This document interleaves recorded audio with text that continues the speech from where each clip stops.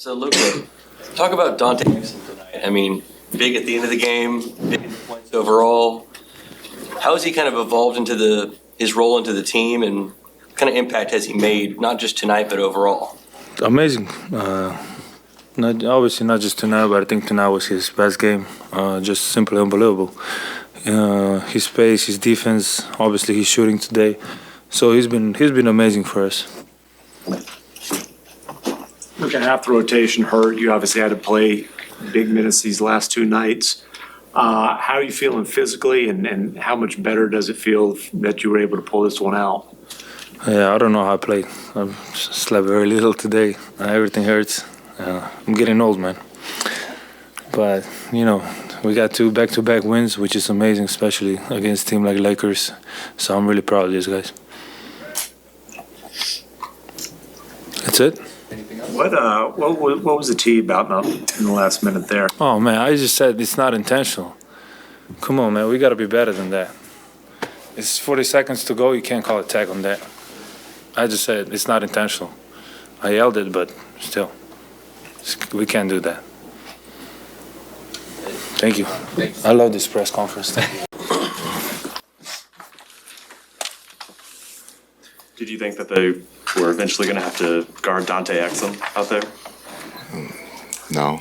I think, I think analytics or, you play the percentages.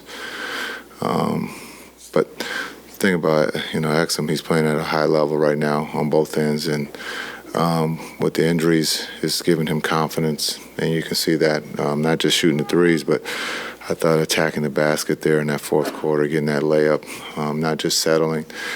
And again, we've talked about it, his IQ is extremely high. He knows how to play the right way. And with Luka or Kai or whoever he's out there with, those guys trust him. And you saw that with Luka. Again, Luka has probably been, has to lead the league in double teams. He's been double teamed for the majority of the game. And his trust with his teammates, if it's not Timmy, it's Exum. And if it's not that, it's the next guy. And he trusts that the guys are going to make the right play or take the shot. And so tonight, Exum was the one that he was looking for. Does he get frustrated by that, or is that something that he has to work not to get fed up with? Get frustrated? Double teams. I think it's a compliment. It's one of the best in the world. So I think he's got to absorb that. I think he has absorbed that of being double teamed. I think he's a competitor. He wants to win. Sometimes he gets frustrated because, someone might miss a shot or turn the ball over. But I think you can see his maturity has gotten better because he knows that his teammates are trying to do the right thing. And so it's a lot of beautiful things happening right now. Given how many injuries you guys are dealing with, obviously taking Kyrie's usage out of the mix, what do you think about the way that Luka's been able to handle the load the last couple nights and play 43 minutes tonight, coming off of 44 last night, and finish like he did? Yeah, I think he would have normally, he wanted to stay in the game with 3 minutes left, but we got to figure out how to get him out of the game with the lead. And I felt if the game was tied or we're down 2, that it's in, he's fresh. He'll be ready to go for the fourth. The easy part would have been to just bring him back as the lead started to go away. But I thought leaving him there, giving him those 3 minutes, he hasn't had a break in the second half here of late. And so also we trust that the group out there that's playing is going to, do their part. So the other thing is, for him to learn how to rest on offense when he gets double teamed. And so that's what he's doing. He's getting double teamed at the top of the floor, and he's just, he's trusting, once he does that, it's a vanished basketball. But we do want to get healthy. We don't want to play him 44 minutes right now. What does it say about Lively at 19 years old that you're trusting him to close games and he's coming up with big plays at the end of games on a pretty consistent basis? Yeah, just take the age out. He's a basketball player. He understands, how to play the game. He's, very coachable. This was a great test for him on a back-to-back after last night's game, and the minutes and the physicality, and then turn around going from Jaren Jackson to AD, and understanding who he's playing against, 2 All-Stars, and so he's going through it. But again, I think the trust of not just the coaches but his teammates. When Luka's being double-teamed, he's also looking for Lively to score or play make, and so it just shows how important he is to this team, but how good he really is. What did you think of your bench in total? Obviously Tim, but also Rashawn Holmes and was able to do. Yeah, I thought the bench was great. Timmy would carry the low scoring for sure. But I thought the minutes, even though Hardy didn't, shoot the ball extremely well, I thought he was good.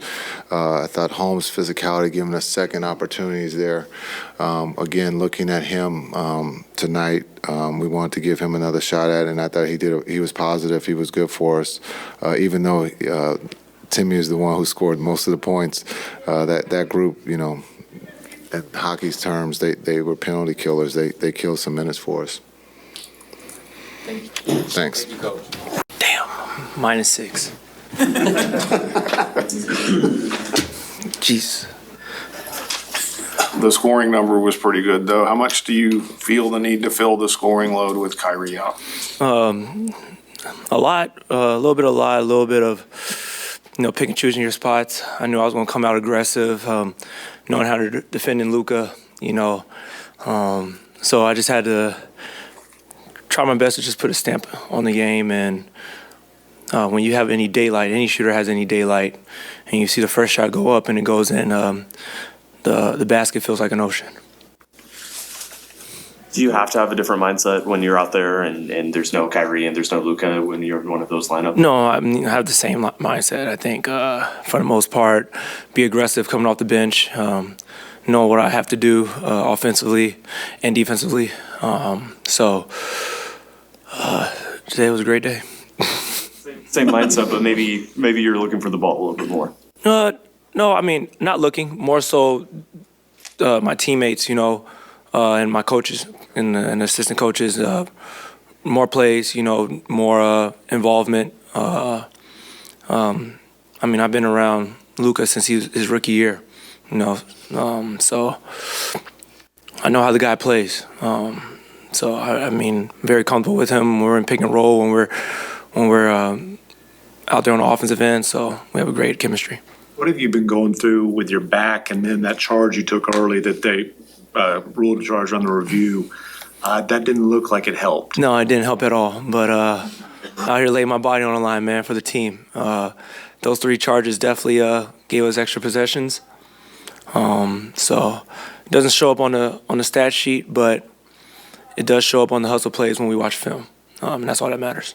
And your back is like, did you do something to tweak it again yesterday? What's been going on there? And what did you have to do to get on the floor tonight? Oh, no, just making sure I take care of my body. There's a little bit of tightness. I didn't want to risk anything and go out there and, just stand still and not be involved in anything.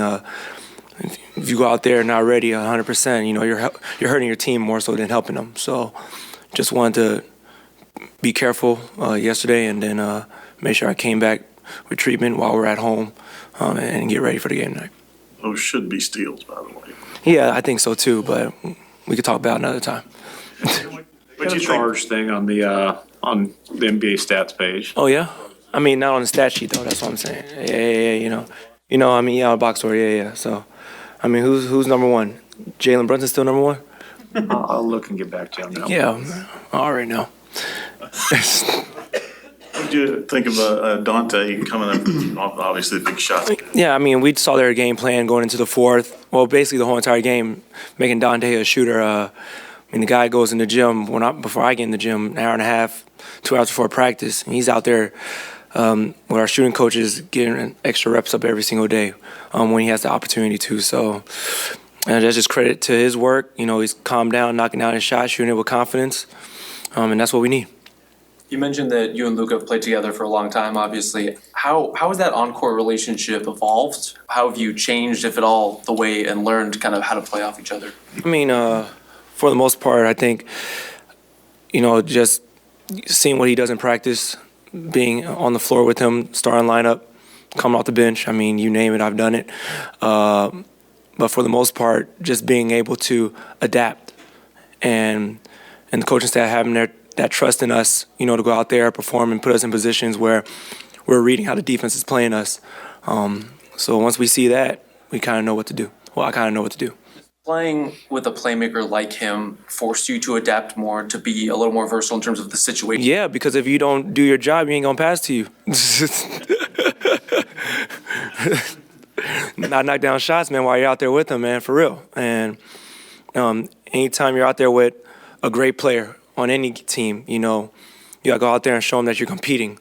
And you're going out there, knock down shots, be aggressive, make the right plays.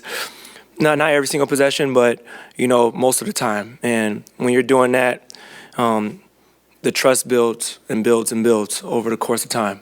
So, Congratulations, you now lead the league in charges drawn. oh, thank you. You know, knocking down shots, you're 45th on the all-time three-pointers made. You're 7 away from passing a guy you know fairly well. Yeah. Your father, have y'all had conversations about that, or what's your thoughts on potentially passing him? It'd be a great accomplishment, and it just goes back to the times where I used to beat him in horse when I was in high school in our backyard. So all those times are paying off right now. Yep. Have a good one.